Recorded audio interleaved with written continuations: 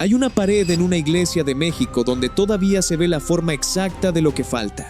Es un rectángulo más claro que el resto del muro, un fantasma de color, el contorno limpio que dejó un cuadro que estuvo colgado ahí durante casi 3 siglos y que una mañana simplemente ya no estaba.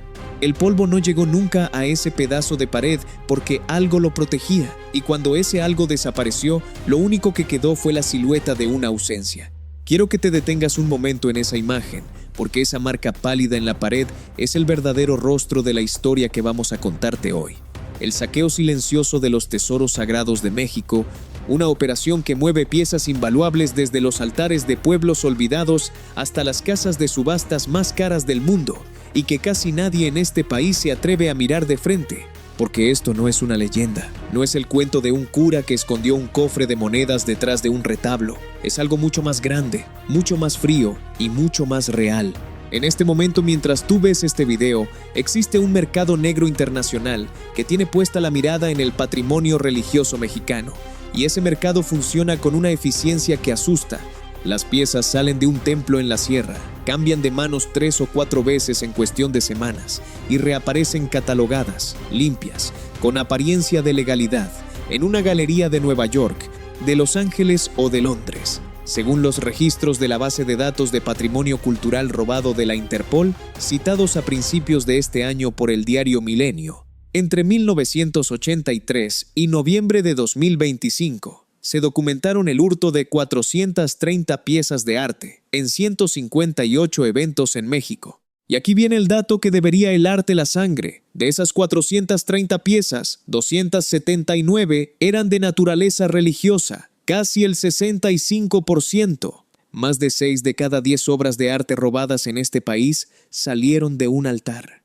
Piensa en esto por un segundo. No de un museo con cámaras y guardias, no de una colección privada con seguros millonarios, de una iglesia, de esos edificios que en México sumamos por miles, donde una imagen puede llevar 300 años recibiendo rezos y nadie tiene una sola fotografía oficial de ella. Ese es el blanco perfecto. Y la pregunta que late debajo de todo esto, la pregunta que nadie en las autoridades ha querido responder con claridad, es sencilla y demoledora. ¿A dónde se está yendo el alma material de este país y por qué resulta tan absurdamente fácil llevársela? En los próximos minutos vamos a llevarte por dentro de esa red.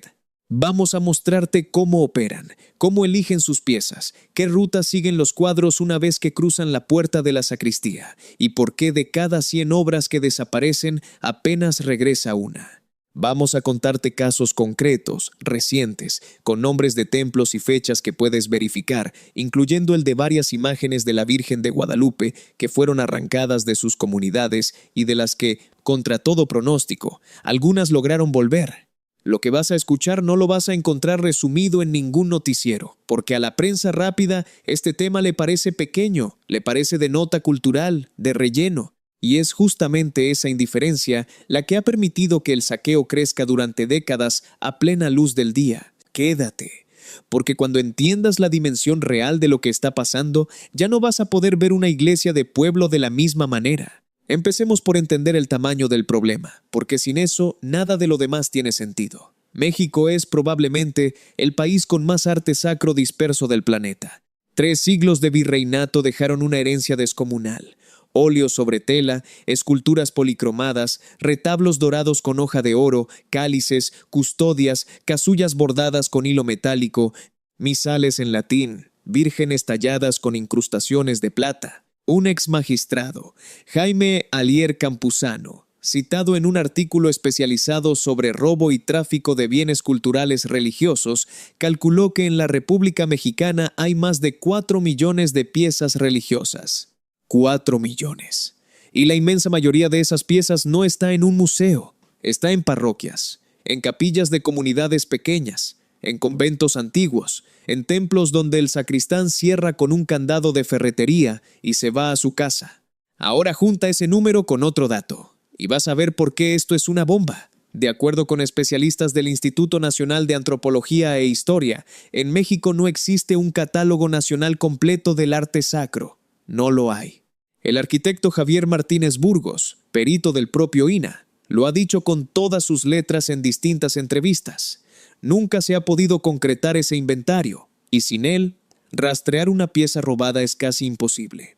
Para que dimensiones lo absurdo de la situación, este mismo especialista llegó a señalar que en el Estado de México, el personal del INAH encargado de los inventarios podía reducirse a una sola persona frente a un universo de miles de inmuebles religiosos. Una persona, para catalogar lo que tardaron siglos en construirse. Cuando no sabes qué tienes, no puedes saber qué te falta.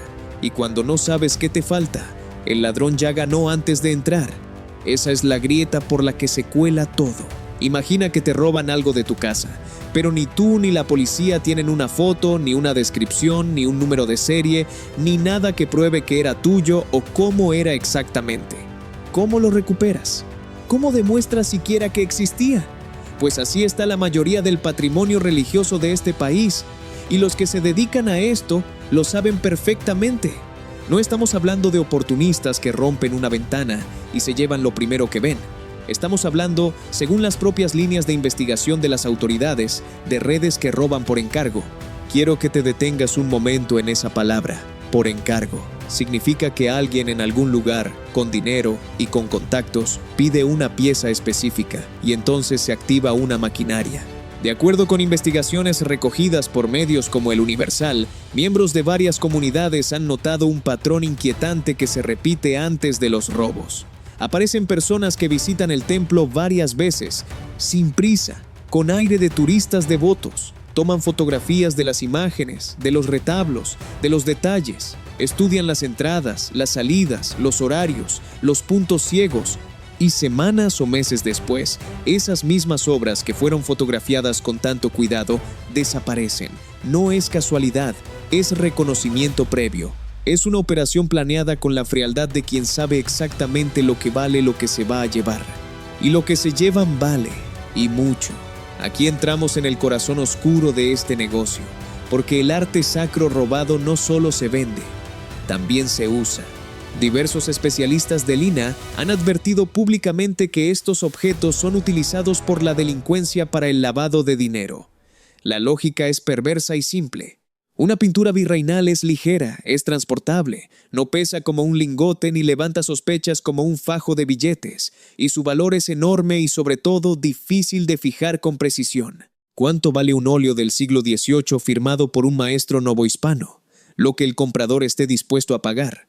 Esa elasticidad la convierte en el instrumento perfecto para mover capital sucio y devolverlo limpio. Una pieza que sale de un templo de Tlaxcala puede terminar siendo el vehículo invisible para blanquear una fortuna a miles de kilómetros de distancia. Y la ruta de salida está bien aceitada. Los registros de Interpol, según la información difundida por la prensa mexicana, muestran que las piezas robadas suelen reaparecer en plataformas digitales, en casas de subastas tradicionales y en mercados especializados de ciudades como Nueva York, Los Ángeles o Londres. Pongamos los pies sobre la tierra. Una talla que un domingo recibía veladoras en una comunidad indígena. Meses después puede estar colgada en un catálogo de lujo con una descripción elegante en inglés y un precio de salida en dólares, sin una sola palabra sobre el altar del que fue arrancada.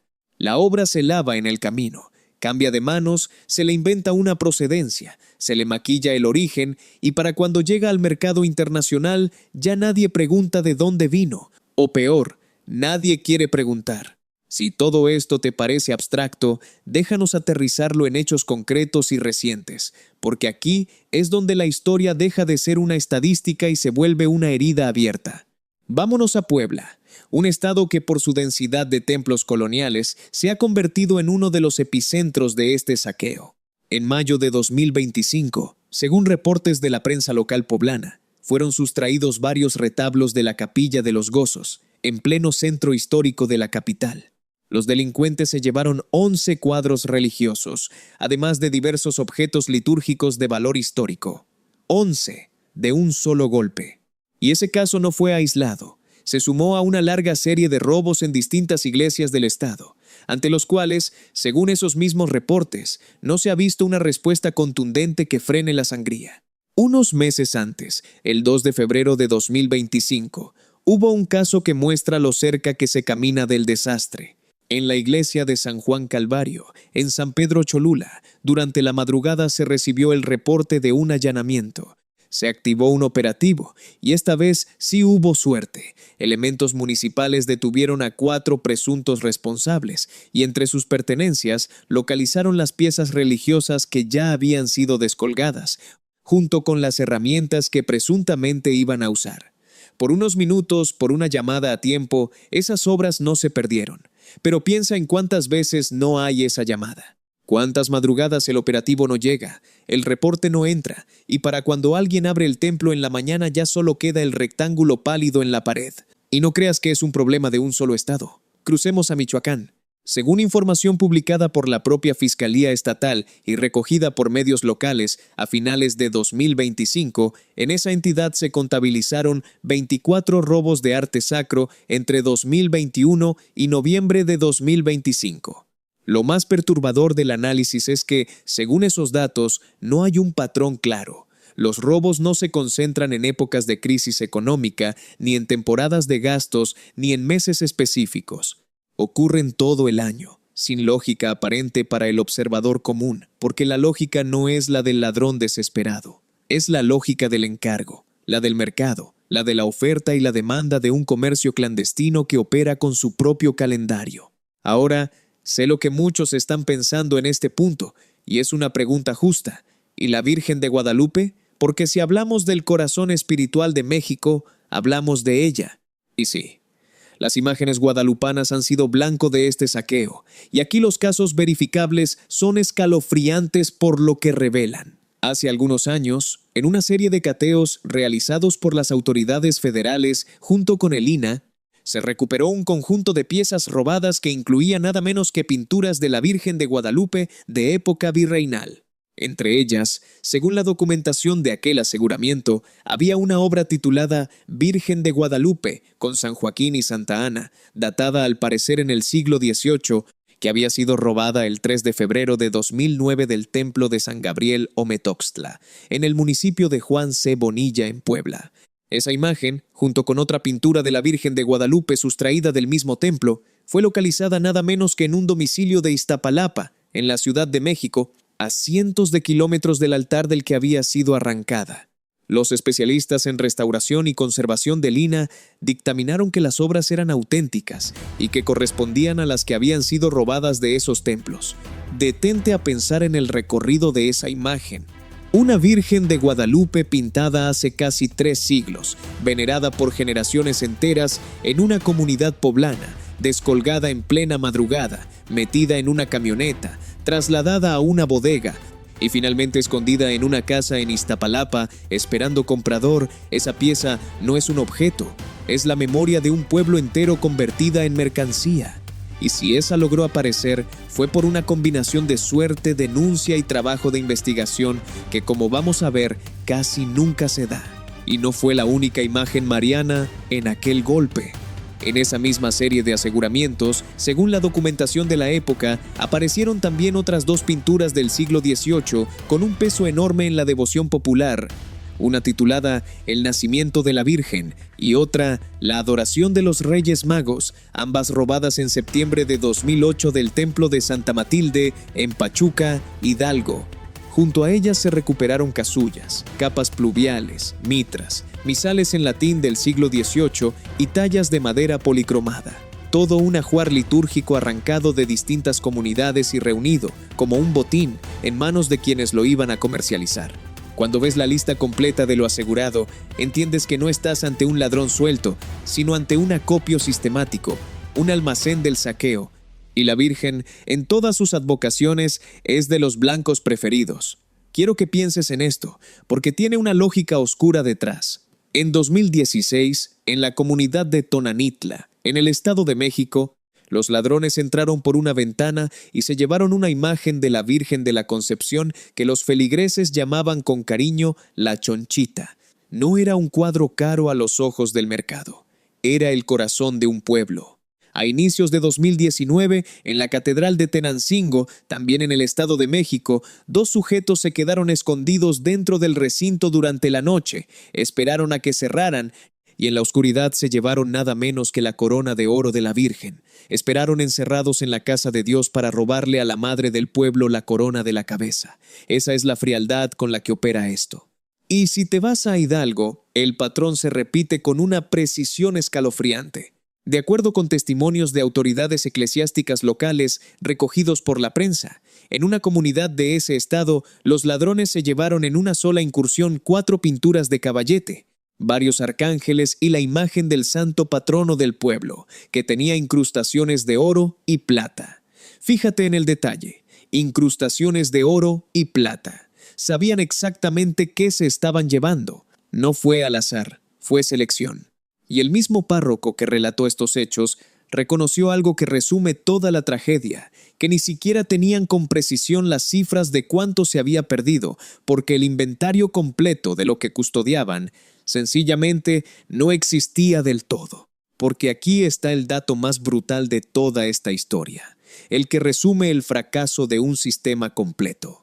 Una investigación periodística cruzó las cifras del propio INAH y de la entonces Procuraduría General de la República, y el resultado fue demoledor. En un periodo de 13 años, el INAH había acumulado una lista de 4.757 objetos arqueológicos o históricos reportados como robados en México. Y de todos esos, la autoridad solo tenía registro de 67 obras recuperadas y restituidas a su lugar de origen en ese mismo lapso. Saca la cuenta. Es una capacidad de recuperación de alrededor del 1%. De cada 100 tesoros que se pierden, regresa uno. Los otros 99 se desvanecen en el mercado negro, cruzan fronteras, cambian de dueño y se pierden quizás para siempre. Y esa cifra, por cruel que sea, todavía se queda corta, porque cuenta solo lo que se denuncia, y resulta que muchísimos robos de arte sacro jamás se reportan. ¿Por qué? Por una razón que dice mucho de lo enredado que está todo esto. Según ha reconocido personal de la propia iglesia, cuando falta una pieza en un templo, lo más común es que el mismo personal religioso elija no denunciar. A veces por vergüenza, a veces por miedo, a veces porque ni siquiera tienen cómo probar qué era exactamente lo que tenían. Y así, una enorme cantidad de robos se vuelve literalmente invisible. No existen en ninguna estadística, son ausencias que nadie registró nunca. El rectángulo pálido en la pared se queda ahí, mudo, y la historia de esa pieza muere con la generación que todavía la recuerda. En este punto del video quiero pedirte algo, y te lo pido de frente, sin rodeos, porque lo que estamos contando aquí es exactamente el tipo de historia que el algoritmo prefiere enterrar.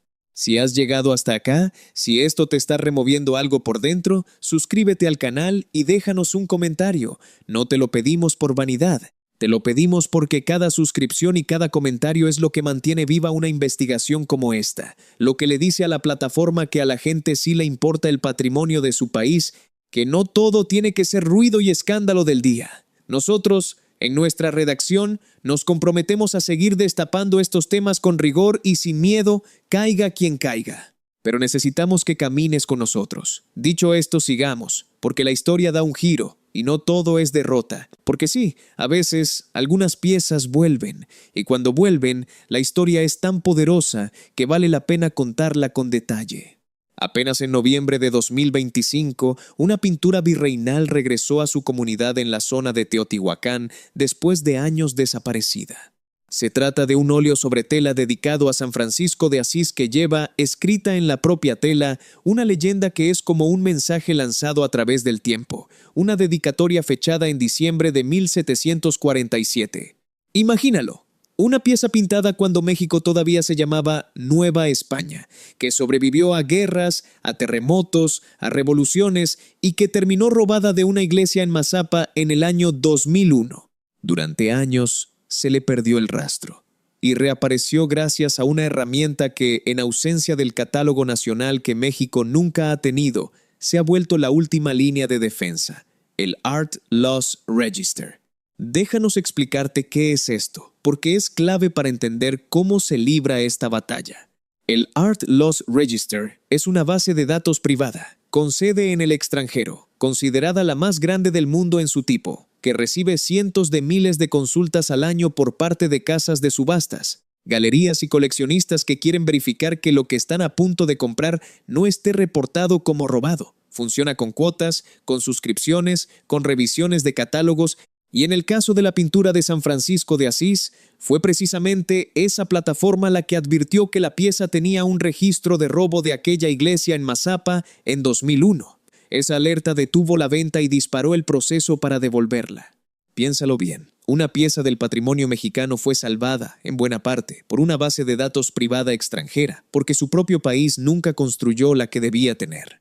Como lo resumió uno de los especialistas que trabajó en su recuperación, ese regreso fue mucho más que un acto legal o administrativo. Fue la restitución de una parte del alma de una comunidad que nunca olvidó su existencia. Y hay otro caso que demuestra que, cuando hay voluntad y cooperación, lo imposible ocurre, aunque tarde 20 años.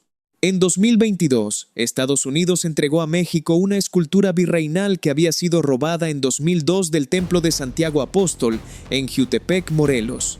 Una talla policromada del siglo XVII que representa a San Antonio de Padua, de más de 1 metro de altura, con aplicaciones de oro.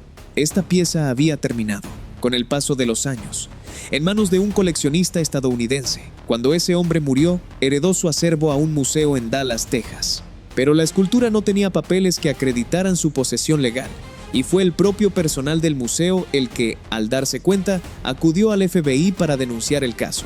A partir de ahí se activó una operación de diplomacia cultural, en la que participaron el FBI, la Fiscalía General de la República, la Secretaría de Relaciones Exteriores y el INAH. Gracias a los catálogos e inventarios de las autoridades religiosas y del propio instituto, se pudo acreditar que la pieza localizada era, efectivamente, la que había sido robada de aquella iglesia de Morelos 20 años atrás y volvió a casa. 20 años. Quiero que te quedes con eso. 20 años para que una sola pieza regrese, y solo porque hubo una herencia, un museo honesto, una denuncia y la colaboración de 5 instituciones de 2 países. Esa es la dimensión del esfuerzo que cuesta recuperar una obra. Y por cada una de estas historias con final feliz, hay 99 que terminan en el silencio de una colección privada que nadie va a auditar nunca. Volvamos entonces a la pregunta de fondo, porque es la que importa. Si sabemos que esto pasa, si hay datos, si hay casos, si hay especialistas advirtiéndolo desde hace años, ¿por qué no se detiene? Y la respuesta, según se desprende de las propias voces dentro del INAH y del mundo de la conservación, apunta a una combinación de 3 fallas que se alimentan entre sí. La primera ya la mencionamos, la ausencia de ese catálogo nacional, ese inventario completo que convertiría cada pieza en algo identificable, rastreable, imposible de blanquear. La segunda es un marco legal que, según han señalado los especialistas, durante mucho tiempo dejó zonas grises peligrosas, vacíos que dificultan perseguir penalmente ciertas conductas ligadas a la salida y comercialización de estos bienes. Y la tercera es sencillamente la vulnerabilidad física de los templos. Miles de recintos con seguridad mínima, custodiando obras de valor incalculable, muchas veces protegidos apenas por la buena fe de una comunidad. Se han dado pasos. La creación de una sección especializada en patrimonio cultural dentro de las fuerzas de seguridad federales ha sido señalada por los expertos como un avance importante. Pero ellos mismos advierten algo incómodo. De poco sirve tener un policía cuidando el patrimonio si ese policía no sabe exactamente qué debe proteger, porque el inventario no existe. Tienes al guardia, pero no tienes la lista de lo que custodia. Y mientras esa lista no exista, mientras no sepamos con precisión qué piezas tenemos y cómo son, la puerta seguirá abierta. Es, en el fondo, un problema de memoria. No podemos defender lo que no hemos sido capaces de nombrar. Y aquí es donde esta historia deja de ser un asunto de cuadros y esculturas y se vuelve algo más profundo, algo que nos toca a todos. Porque cuando una imagen desaparece de un templo de pueblo, lo que se rompe no es solo un objeto valioso. Hubo casos, documentados por la prensa, en los que comunidades enteras, al ver que sus pinturas robadas jamás iban a regresar, tuvieron que mandar a hacer réplicas. Y como no existía ningún registro oficial al cual acudir, ningún archivo, ninguna fotografía institucional, esos vecinos tuvieron que buscar imágenes de sus propias obras en sus álbumes familiares. En las fotos de una boda, en el fondo de un bautizo, en una imagen borrosa de hace décadas donde, por casualidad, atrás aparecía la Virgen del pueblo. Esa fue la única fuente que les quedó para recrear lo que les habían arrebatado. Su memoria contra el olvido, una fotografía vieja contra una red criminal internacional. Esa es la pelea. Y dicha así, parece imposible de ganar. Pero no lo es del todo. Porque lo que mantiene viva la posibilidad de recuperar estas piezas es precisamente que las comunidades nunca olvidan. El pueblo que rezó frente a una imagen durante generaciones la reconocería en cualquier parte del mundo. Y ese vínculo, esa devoción terca que se niega a aceptar la pérdida, es lo que en los pocos casos exitosos ha permitido acreditar que una obra recuperada es sin duda la que fue robada. La fe, que es lo que estos ladrones convierten en dinero, es también paradójicamente la última barrera que les impide borrar del todo el rastro. Y entonces llegamos al punto donde tenemos que mirarnos a nosotros mismos, porque es fácil señalar al ladrón, al traficante, al coleccionista sin escrúpulos que compra sin preguntar. Y sí, ellos cargan con su responsabilidad. Pero la pregunta de verdad incómoda es otra. ¿Qué dice de un país que tiene 4 millones de piezas sagradas y no ha sido capaz de hacer una lista de ellas? ¿Qué dice de nosotros que dejamos que el alma material de nuestra historia se venda en subastas extranjeras mientras discutimos de cualquier otra cosa? El saqueo del arte sacro no avanza solo porque haya criminales. Avanza, sobre todo porque hay indiferencia, porque a casi nadie le pareció lo suficientemente importante como para detenerse a contar lo que teníamos. Quiero dejarte con esa idea dándote vueltas en la cabeza. Cada vez que entres a una iglesia antigua, a una capilla de pueblo, a un convento perdido en algún rincón del país, mira las imágenes que cuelgan de sus muros.